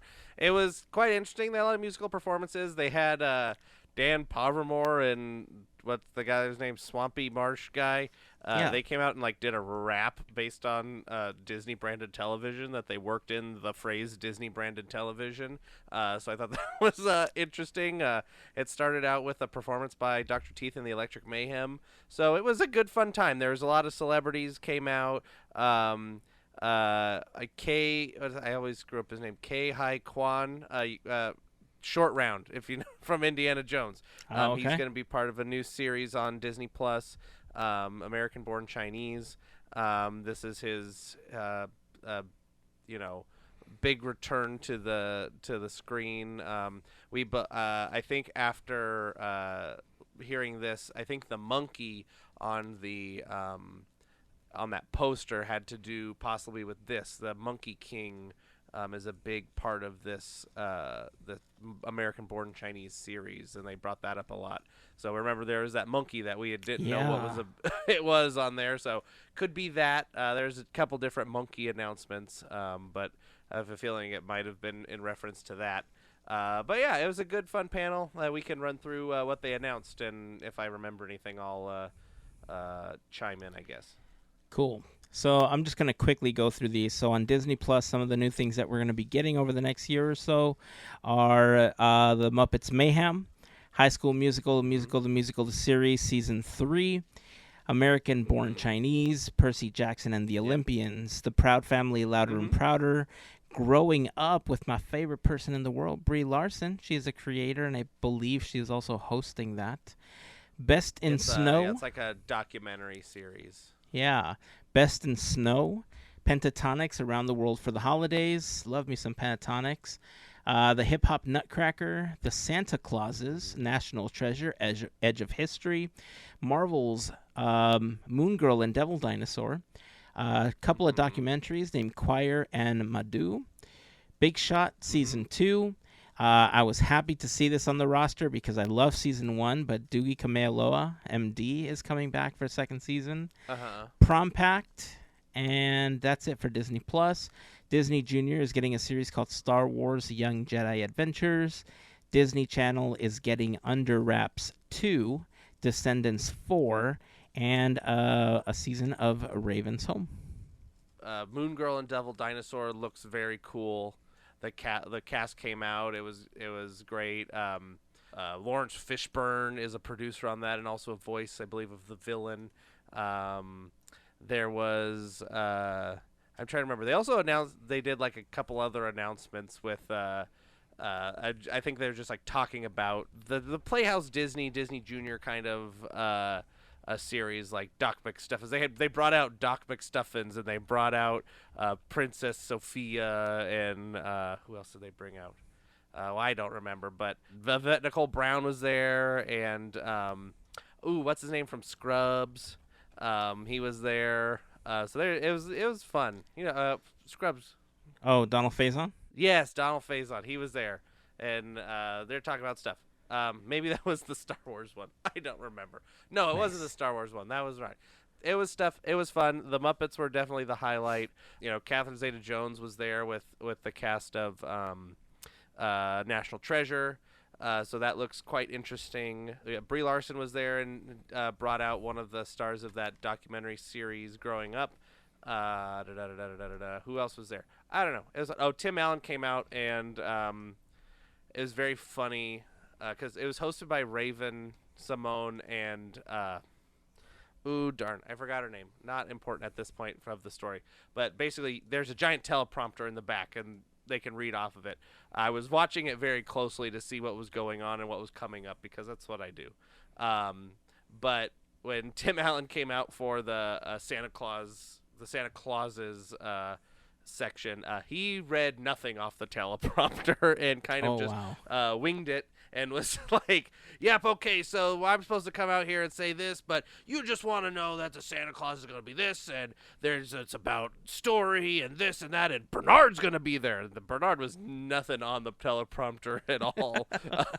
So it was that was quite interesting, and they're trying to get him on track to be like, say the thing so we can lead into the clip, and it was quite interesting, but fun nonetheless. They had lots of musical performance, dance performances. The choir documentary series is about this choir. I believe they're from Chicago. They were on America's Got Talent, and kind of that blew up after that. And so it's a series about them and how they work and stuff like that. So there's a performance by them. Yeah, it was fun. It was a good panel. Wasn't expecting. I wasn't sure what the panel was. I didn't really read about it. I was like, musical, the extravaganza, whatever. Sounds fun. And then it was like, oh, Disney branded television, which is a phrase that I've not really heard before, or registered as a thing. So it was quite interesting to see it. But yeah, Muppets were definitely the highlight for me. Nice. Yeah, it seemed like that was a really great way to start off the panel. So I saw a little bit of the video clips that they were showing because they would broadcast throughout the expo whenever some of these panels were happening. So it was fun. I'm hoping somebody ends up posting that one because it's certainly one that I would like to see, just to see Tim Allen. One, to see the Muppets, and two, to see Tim Allen go completely off script and just start ranting about what the Santa Claus is going to be about. That's basically what it was. It was pretty silly. Well, I was not expecting him to come out. It was my wife was like, "Yeah, there's no way he's coming," and I was like, "Yeah, probably not. But wouldn't it be cool if he did?" And then he showed up. Well, maybe that's why he did it, because he wasn't expecting, and last minute they were like, "You're on." Yeah, because I think like the next biggest name on that roster was Cal Penn was up there because he's in the show. Interesting. Yeah. Cool. All right, let's see. We had the Marvel panel. It was a bigger panel that included some Marvel stuff. During that panel, some of the Marvel things that were announced. First of all, I'm jealous that they had an opportunity to see an entire musical number for Rogers the Musical, because that's what opened that up.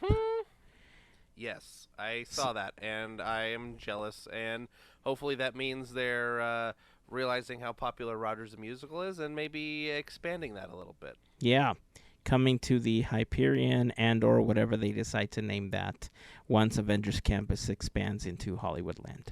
It can still be the Hyperion. It's just like a New York. It could just be in a theater in New York. It's the Hyperion New York or whatever. Very true. It's just like a street.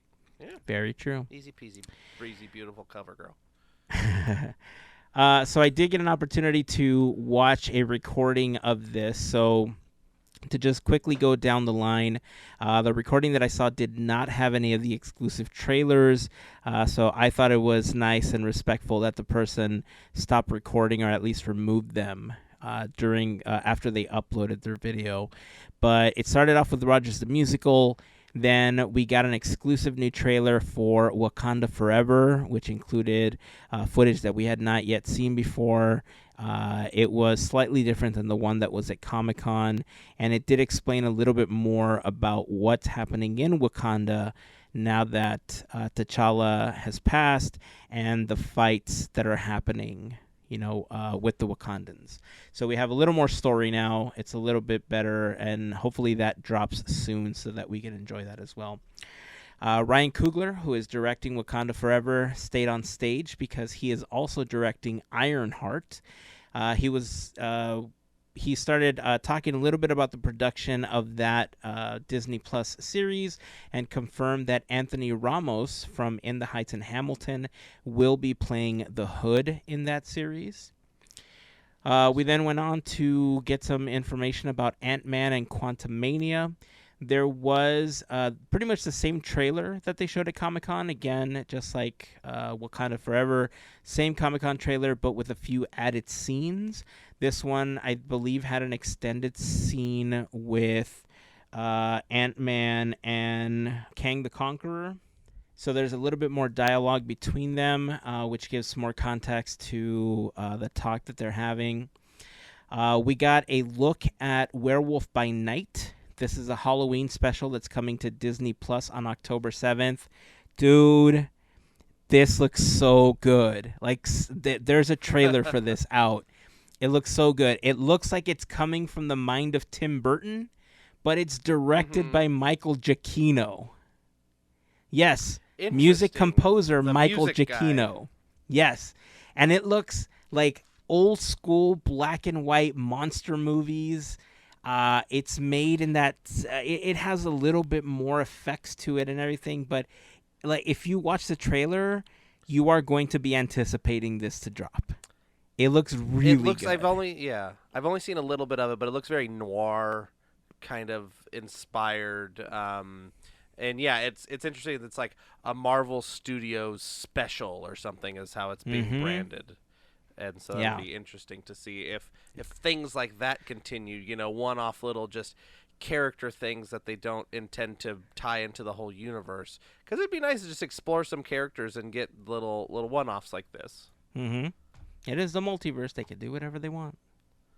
It's also just a TV channel, and they can do whatever they want anyway. Like, very true. Like, just make a show about Spider-Man that's not connected or whatever. You know, not Spider-Man because Sony, but you know, just Anyway, we got more info on Secret Wars.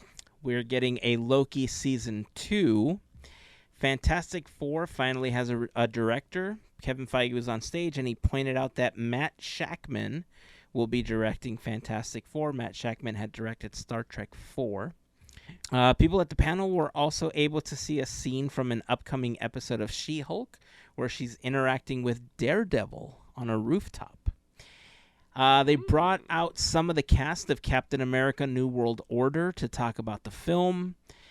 They officially revealed that the lineup for the Thunderbolts is going to be obviously led by Julia Louis-Dreyfus, who we've been talking about for some time now. The team is going to be Yelena Belova, the Winter Soldier, Bucky, Ghost, Red Guardian, U.S. Agent, and Taskmaster. There was no word on whether Baron Zemo was going to be a part of the Thunderbolts or if he was even going to be a part of the series, especially considering that Baron Zemo was the original person that put together the Thunderbolts in the comics. However, if I'm remembering correctly, they weren't called that when he put them together. They were called like Masters of Evil or something like that. But in short, if you want to understand in a short phrase what the Thunderbolts are to Marvel, I think we've mentioned this on a previous episode, but if you're a DC fan, Thunderbolts is basically Marvel's version of the Suicide Squad. And then finally, those that were in attendance were able to watch a trailer for The Marvels. So that scene at the end of Miss Marvel where she swaps places with Captain Marvel is explained a little bit more in that trailer. We get a little bit more info about what's happening, why, and I'm waiting for this trailer to drop as well because everything that I'm hearing and everything that I've read so far says that the movie is gearing up to be pretty good because the trailer sets it up really well. Cool. And that wraps up the Marvel portion of the D23 announcements.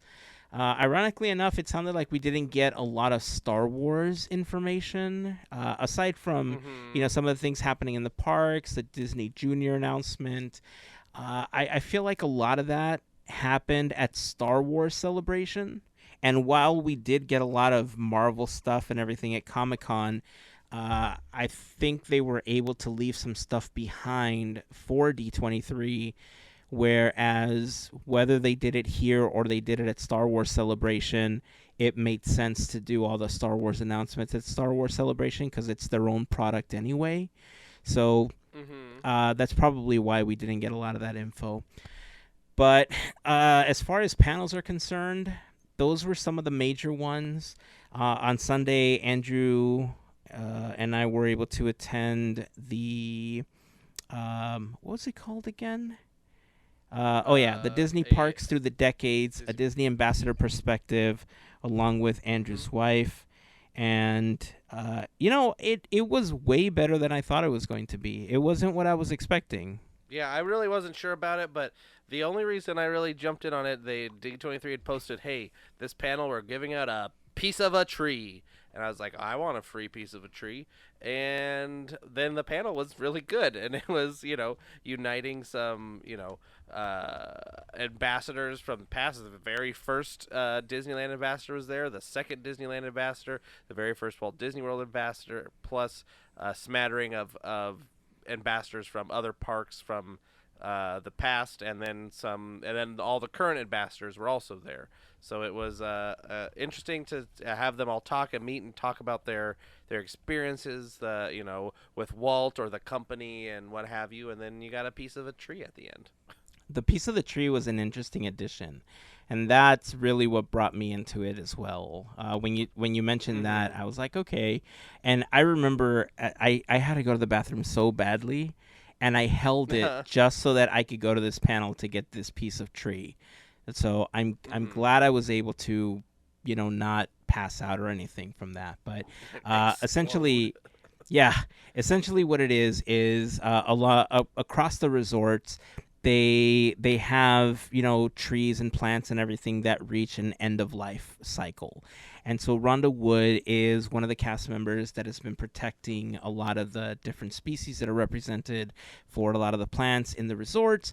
And what they did is, as they were getting rid of some of the plant life and the trees that were in Toontown, since it was getting reimagined, they got together with a company called Daniel's Woodland, and they created these little pucks from these trees that are stamped. They're like branded. They say D23, and then they have an inscription of the piece of tree in the area that it was taken from, so the attraction that it was tied to.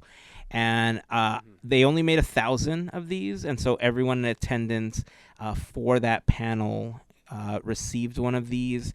I thought it was a super cool keepsake, that they did mention Mikey Trujillo, who was an ambassador several years ago, was the moderator for the panel. He hosted the event for that one, and he mentioned that it's a good way to take the magic home, with you. And it's true, to have a little piece of Disney history. It's not the petrified tree, but hey, it's a tree that was at Disneyland nonetheless, and that's super cool. Yeah, and it's like got shellac on it, so it's not like going to fall apart. And they also gave that cast member an award, like the green being green or environmentally, so I forget the wording, but she got an award on stage. She's an arborist with the Disney company, with I think Disneyland specifically, to take care of the trees. It's a full-time job of just taking care of trees. That's all she does, trees. They did say that this is the start of a new project that they're working on, where products made from these trees will be available for sale at the Disneyland Resort. I believe they said the Disney Gallery, and probably Downtown Disney as well, and one of the galleries down there. But it's a new thing that you can buy coming soon. Yeah. They didn't give a date on that, but I believe the next thing they talked about, they had mentioned the trees that were replaced in the Pirates of the Caribbean queue, so there should be something coming from those soon. Right. Yeah, and then the icing on the cake is that because they were removing all of those trees, they're also making a $25,000 donation to a nonprofit called Tree People that are going to be planting trees in urban neighborhoods throughout Southern California to kind of make up for the trees that they were removing as part of this process. So also very cool. So, those were some of the major panels with some of the major announcements that we either attended or had an opportunity to watch later. The only other panel that I attended on Sunday was that I was able to watch was the Walt Disney Imagineering 70 Years of Making the Impossible Possible.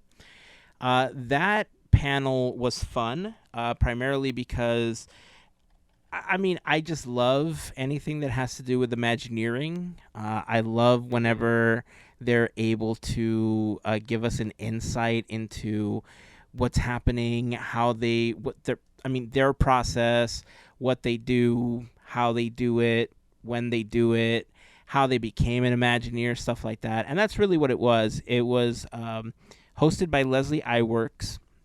And so she split it into two segments. The first one was kind of the history, and they talked a little bit about how it came to be, how some of those Imagineers ended up working for Imagineering. And the second portion of it was some of the technology and some of the things that they're working on. So the first half had Bob Weiss, Kevin Rafferty, Kim Irvine, Jeanette Lomboy, and Sharita Carter. And then the second half were Ron Hamming, Alfredo Ayala, Emily Dow, Leslie Evans, and Tommy Jones. So yeah, it was fun.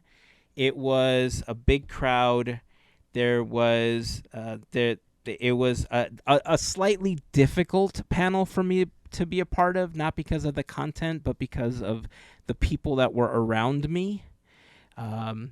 They were not being very nice, so to speak, but it was what it was. And so, I enjoyed what I was able to watch. I'm hoping that this is one of those panels that ends up on Disney Plus or something, because it was recorded. It was one of the Disney D23 live panels that was also a part of the live stream that day.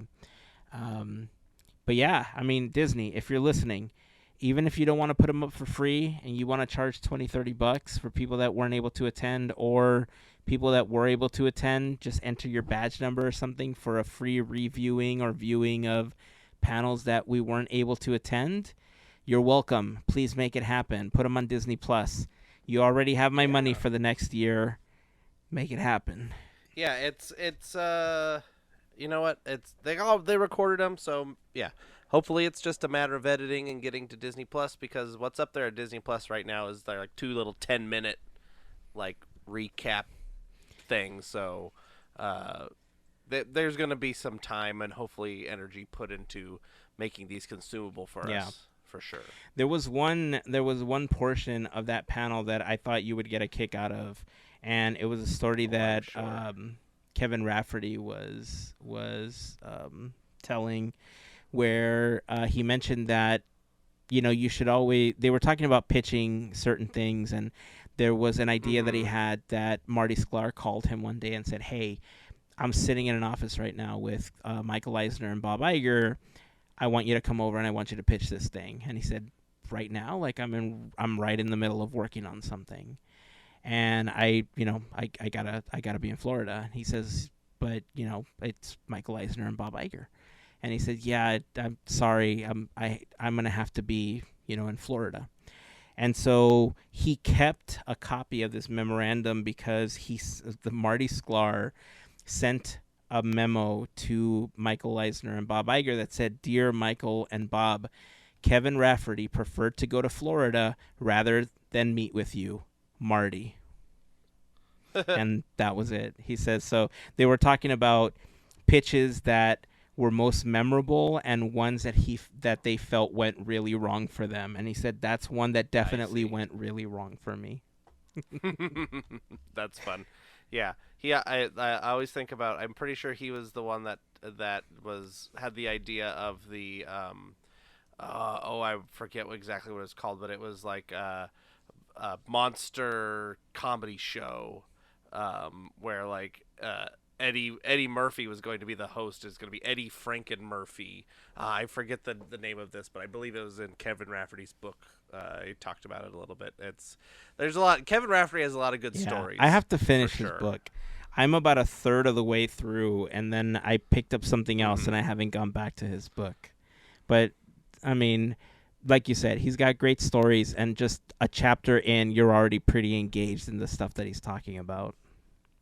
I should, that's going to be on my list for the next couple of weeks. That's what I should finish. Good call. What a cool guy. Let's see. Any other exhibits or anything that you want to highlight before we wrap up this episode?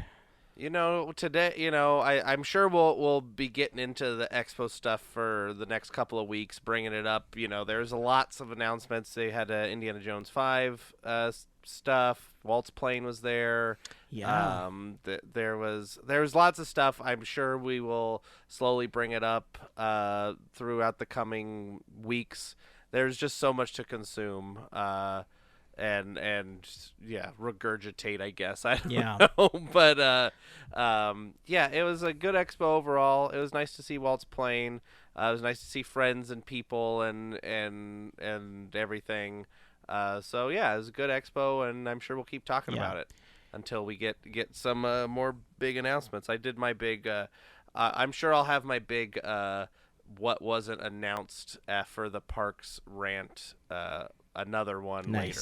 Yeah, that'll be good. I mean, look, you're right. There was so much to consume that it's not possible for you to consume everything in the 3 days that the expo is happening, which is why it's impossible. Which is why I know I'm saying it a little tongue in cheek, but especially considering that most of those major presentations were recorded, I really do think it's a great opportunity for Disney to post them on Disney Plus, whether it's for a limited time or they do like a premiere pass and you pay for them, to watch everything. You get like premiere access. Or just put them up. Just put them up, right? So people can watch them. And I'm sure people will appreciate them. I'm sure that, as Disney nerds, we love to hear the additional talks that happen on the Imagineering panels and, the conversations with the character voices and everything. And, before the expo happened, I was talking about how I felt like the reason that they were broadcasting it was to minimize the amount of people that post things online, and that way you're in control of the quality of your content and the actual content that gets up. You can edit it however you want, stuff like that.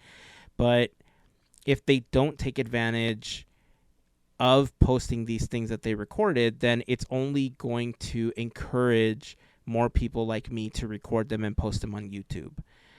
And I can tell you that from a fan standpoint, I've watched, I was sitting off to the left of the Disney Legends panel, but some of the things that they said and like Josh Gad's speech and stuff like that were just so funny that, where I was sitting, it just feels like you're a part of the audience, right? It doesn't, like, the quality is good enough that you can still enjoy it. But there's been plenty of instances where there's been talks at things like D23, Destination D, all these conventions and expos and stuff across the U.S., around the world, that even if the quality is horrible, if I want to hear the content, I'm going to sit there and listen to it. So why wouldn't Disney want to take advantage of something like this? And having the source audio where it's clear and... Because if they put it up there, that's going to be the one people are going to want to watch because it's the best quality you can get. And you can, if it's on Disney Plus, you can watch it on your TV. Exactly. I don't know why I put emphasis on the TV. It's true, though. Okay. It's true. Whatever. Now, I get it before if they didn't want to do that because they wanted the ticket sales and they wanted people to actually show up to the expo, that's one thing.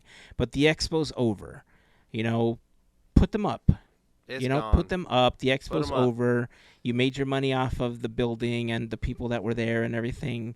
Give us another avenue to watch the stuff we weren't able to watch, and just make it a little easier for us to enjoy the content that you have and that you produce and the stories that we want to hear. So that's it. That's what we want. Those are our demands. Do it. And a pizza. Do we want pizza? Is that what we want? Yeah, and a airplane to Fiji. Or a Disney cruise on the Treasure to Fiji. There we go. Why did we become pirates all of a sudden? I don't know, because treasure. Maybe. Treasure. The Disney treasure. The Disney treasure. Even though the mascot is Aladdin and Jasmine, we're pirates.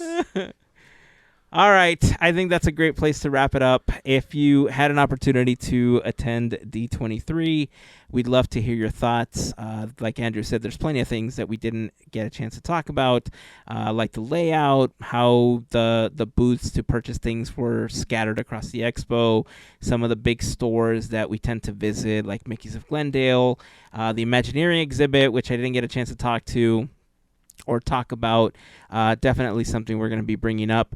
I have some video that I took in that exhibit, so I'm going to try to post it up on YouTube so you can see some of the artwork, the concepts, and some of the models that they had available. So I'm going to be posting that later this week. If you're on Discord, you'll definitely know when it becomes available. And if you're not on our Discord, it's super easy to join us. You can either head over to our pinned Instagram story, search for the Discord one, click on the link that's there, or you can go to podketeers.com/430 and then click on the Discord logo, and within a few taps or clicks, depending on your device, you will be joining us and joining the community over on Discord. So that's it. That's going to wrap it up for this episode. Until next time, keep dreaming, keep moving forward, and always remember to pass on the magic. Have a fantastic week, everyone. See ya. Smell you later. I don't know. It's so weird.